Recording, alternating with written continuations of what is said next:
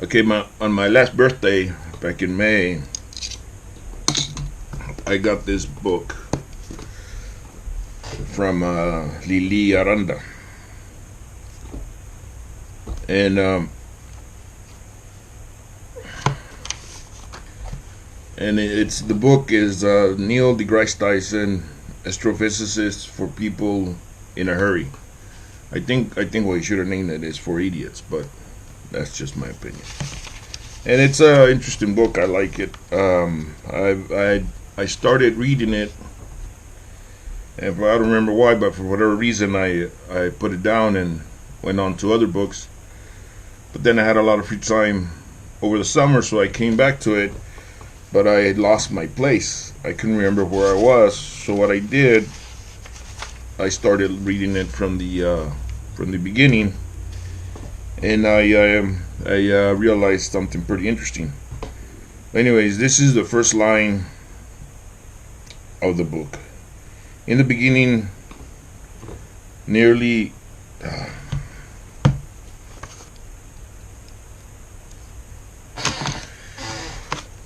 okay. In the beginning, nearly 14 billion years ago, I need more light. Okay. Okay, in the beginning, nearly 14 billion years ago, all the space, all the matter, and all the energy of the known universe was contained in the volume less than 1 trillionth of the size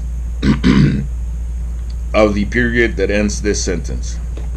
And I don't know if it'll show up, but it's that little dot. Supposedly the universe, that dot is 1 trillion size bigger than the whole universe 14 billion years ago, which is a very interesting thing to say, and which I disagree with, but I'll get that into that later. Not necessarily disagree, I just think the description is not quite. I'll get into it later. So anyway, so as I'm rereading this book, I'm reading all the notes that I wrote. Like for example, at the end of the sentence, I put maybe, but, meaning that I don't necessarily agree with that. But who am I to disagree with them, right? So anyway, so as I reread the book, I found it interesting to write my notes, what I wrote in place of what they wrote. For example, it says here, conditions were so hot that the basic forces of nature. Anyway, so I underlined forces and I changed it. I never liked the word forces because the four forces of nature, seems to, at least to me, imply something like magical, like there's no reason behind them. So the word that I would use, which I wrote down here, is mechanisms. The four mechanisms. And I know that I'm not very familiar with the other three forces, but I'm very familiar with gravity. And gravity, the way that I would rather describe it, is as a mechanism, not as a force. And I suspect the other three forces, there's also some form of mechanism behind them. So anyway, so I'm rereading this thing and reading my notes. Okay, for example, it says cosmos could only expand. I've always had a problem with that. I'll explain in a little bit. And I underlined the word expand, and I wrote, or causality started to slow down. I'll explain what I mean in a little bit. So anyway, so I'm rereading this whole thing, and I get to the part. Here it is. I get to this part. Anyways, but here at the end, I wrote down the word wow. And for the life of me, I could not remember why I wrote that down. So I read this and reread it and trying to remember why I wrote down the word wow. Well, it turns out that wow, I think, ultimately was a mistake, but it was a very interesting mistake. And that's what I'm fixing to describe.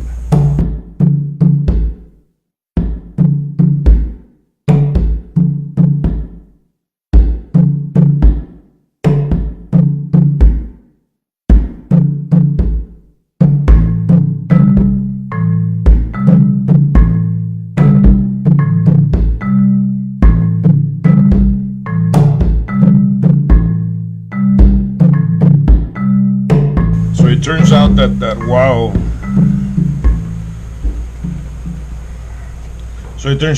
wow was referring to an idea that I had a long time ago, because I never liked the way scientists describe the universe as a small point, trillions of times smaller than this dot.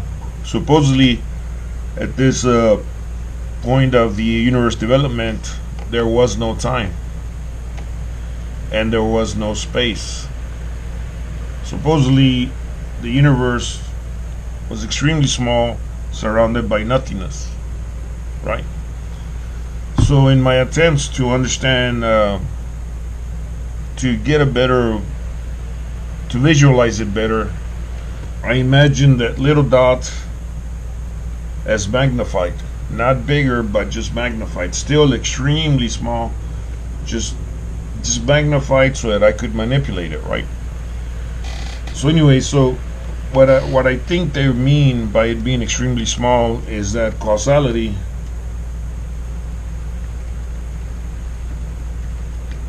was instantaneous.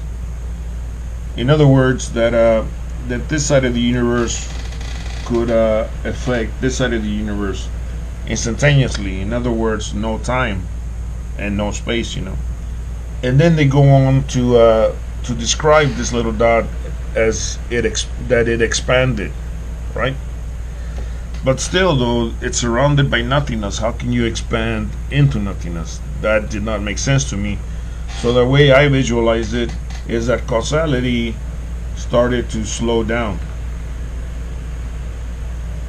In other words, that it would take time for this side of the universe to affect this side of the universe. Imagine being a person here and throwing a rock over here. It will take time to get to the other side, right? But also imagine being a person outside of this. You're supposedly nothingness, so you would not see it grow or get closer to you, because this is nothingness. There is no space or time. So anyways, so I couldn't imagine it growing. So what I imagine is that causality started to slow down, right? The whole point of this idea is to try to understand what they describe using words that don't make sense at this point of the universe development. Okay, that was the whole point. That instead of it being extremely small, causality was instantaneous. That it started to expand, causality started to slow down. It's just I'm using different words to describe what they're describing.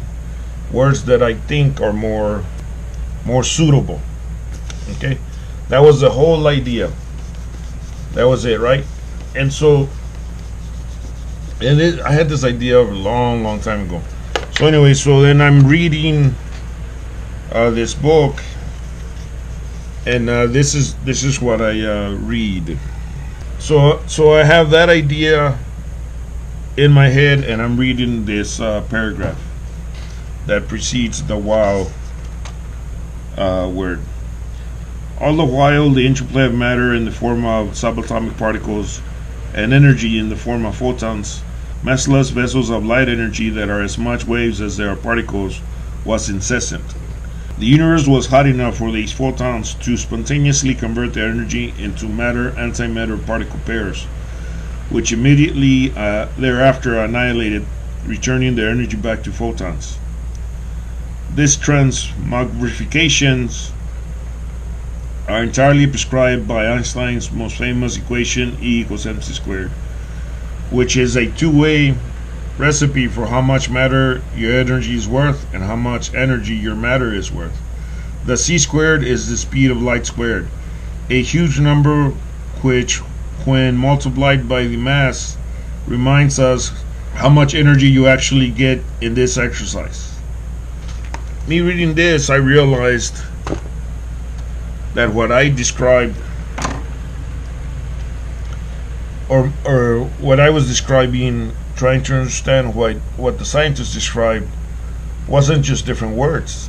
It was a completely different visualization of the Big Bang. because of E equals mc squared. So the big one of the big breakthroughs of E equals mc squared is that Einstein realized that speed of light was constant.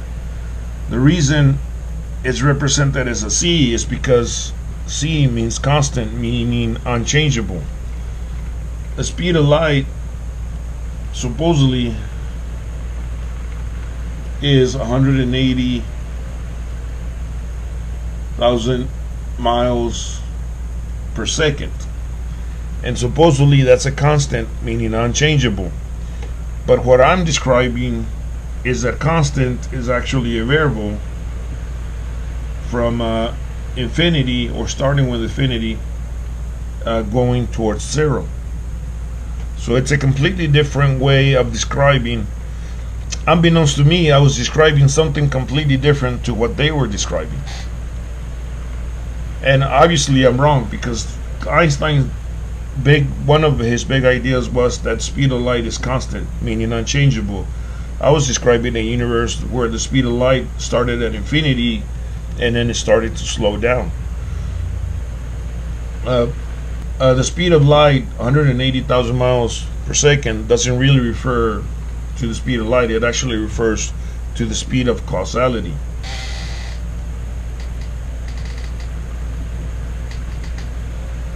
When I said that causality was instantaneous and then started to slow down, I was saying, without realizing it, that Einstein's idea that this was a constant was not. It supposedly wasn't.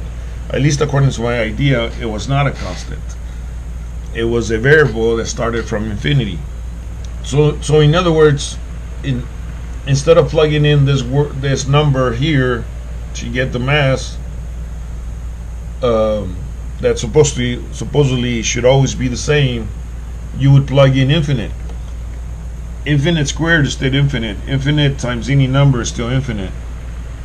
So E, at the stage of the universe where causality was instantaneous, energy was infinite. As it started to slow down, as causality started to slow down, which time and space either emerged or developed, I'm not sure what word to use. Energy will stop being infinite. It was, I don't know what number, but it wasn't infinite no more. In other words, the question to where did all the matter within the universe come from, including space and including time, is it came from causality slowing down. I know I have to be wrong. This can't be a real model of the Big Bang, because I know that one of Einstein's big ideas was that the speed of light is constant. It's 180 miles a second. But I also know that there's a few scientists that think, I have no idea if they're sure or not, but some scientists think that at the moment of the Big Bang, when the universe, the way they would describe it as the universe expanding, that it expanded faster than the speed of light.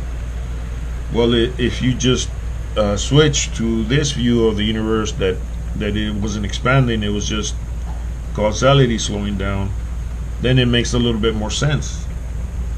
Supposedly nothing can go faster than causality, faster than the speed of light. Well, as causality is slowing down in the universe, obviously it would be faster than 180,000 miles a second. So what I thought was a simple idea, not even an idea, a simple description of an idea, is actually describing the original idea completely different.